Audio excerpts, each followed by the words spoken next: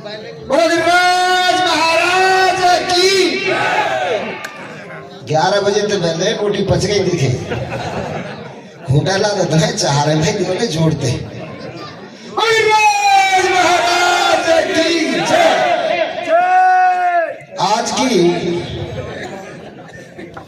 आरक्षण की सभा के मुख्य अतिथि और उत्तर प्रदेश के अखिल भारतीय जाट महासभा के प्रदेश अध्यक्ष, सम्मानीय रिश्तेदार, सादाबाद के पूर्व विधायक श्री प्रताप जी चौधरी साहब, आगरा जिले के अध्यक्ष सम्मानीय कप्तान जी चार साहब, मथुरा के अध्यक्ष सम्मानीय राजेश जी, सुरेंद्र चौधरी जी, मोहन जी, लखन जी, महिला जिला अध्यक्ष बहन निर्मल चाहर जी, संचालन कर रहे आदरणीय वीरेंद्र छोकर साहब और हमारे साथ में पधारे भरतपुर धौलपुर डीग आरक्षण संघर्ष समिति के सभी क्रांतिकारी योद्धा काका हुपी जयचौली, अजय सिंह जी, योगेश चार साहब, गोविंद सिंह सरपंच, यजमान सिंह और हमारे सभी नौजवान साथी। सबसे पहले महाराजा सूरजमल जी के चरणों में नमन करता हूँ, राम की चाहर को नमन करता हूँ और कौम के सभी महापुरुषों को नमन करता हूँ जिन्होंने हमें अच्छे आदर्श और वीर कौम में पैदा होने का सौभाग्य प्राप्त हुआ, जिसके नाम से हमको जाना जाता है। राजेश जी ने पूरी बात विस्तार से बताई, कप्तान जी ने बताई, बहन निर्मल जी ने भी कहा आरक्षण का मुद्दा ज्वलंत मुद्दा आज से नहीं है। हम 1998 से संघर्षरत हैं। कभी ले लिया, कभी दे दिया, कभी ले लिया, कभी दे दिया। इस तरह इस कौम को एक फुटबॉल बनाने का काम इन सरकारों में जो किया जा रहा है, इसकी मूल कमजोरी इस समाज का जो अहम और बहम है। जब हमारी कौम अनपढ़ थी, खेती पर आश्रित थी, संपन्नता कम थी, तब हमारे अंदर संगठन था, संस्कार थे, अनुशासन था। अभी हमारे जितनी भी जातियां हैं, सबके अंदर एकता है। चाहे कोई किसी भी राजनीतिक दल में रहे, चाहे किसी नेता के पास रहे, लेकिन जब समाज के हक अधिकार की बात आती है तो एक आवाज पर, एक इशारे पर एक हो जाते हैं। हमारी कौम, हम बखान करते हैं कि हम राम की चाहर के वंशज हैं, महाराजा सूरजमल के वंशज हैं। जमा पूंजी को ज्यादा समय नहीं कहा सकते। कहावत में हो रही है कि किसी ईद के खेत में 4 साल बात कर रहे थे। पहले कोने पे से कहता है कि कभी हम राजा थे, दूसरा कहता है थे जब थे, तीसरा कहता है अब तो कुछ नहीं है, चौथा कहता है कि खेत वाला आ गया घर को भाग जा। यह स्थिति हमारी इस कौम की है। जाट को जगाना, ऊंट को गाड़ी में चढ़ाना बड़ी दुर्लभ बात है।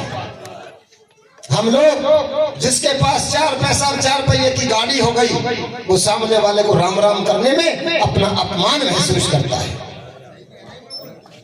लड़ाई 2 तरीके से लड़ी जाती है। एक तो जो हमारे लोग सत्ता में बैठे हैं, आज चौधरी अजीत सिंह हमारे बीच में नहीं है, मैं उनको नमन करता हूं। बिना खून खराबा के हमको आरक्षण मिला, 9 राज्यों को मिला, उनके साथ साथ भरतपुर धौलपुर के जाटों को भी आरक्षण।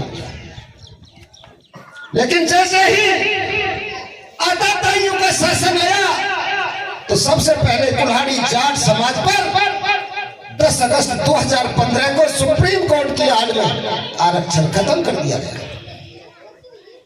लड़ने के 2 ही रास्ते हैं। एक तो सत्ता में बैठे हुए हमारे नेता अपनी ताकत का उपयोग करें। हमें फक्र है, हमें गर्व है इस चाहरवादी ग्वालियर में पैदा हुए सम्मानीय राजकुमार चहर आज दूसरी बार सांसद है। पहली बार रिकॉर्ड वोटों से जिताया, दोबारा पुनः जिताया। और किसी भी संगठन के देश लेवल पर मूल संगठन के बाद अगर कोई दूसरा संगठन होता है तो वो किसान मोर्चा होता है, जो आज किसान मोर्चा के राष्ट्रीय अध्यक्ष है। भाजपा की दूसरी सबसे बड़ी ताकत है। लेकिन ये नेता कौम का सहारा केवल वोट के लिए लेते हैं। वोट के लिए चाचा का, ताऊ का, भाई का, भतीजा का, साड़ू का सारे नाते निकालते हैं। आज जब कौम के नौजवानों के साथ, उनके भविष्य के साथ ऐसा घिनौना खेल खेला जा रहा है, वो सत्ता की मलाई चाटने में और नेताओं की जय हिंद और चमचागिरी में लगे हुए हैं।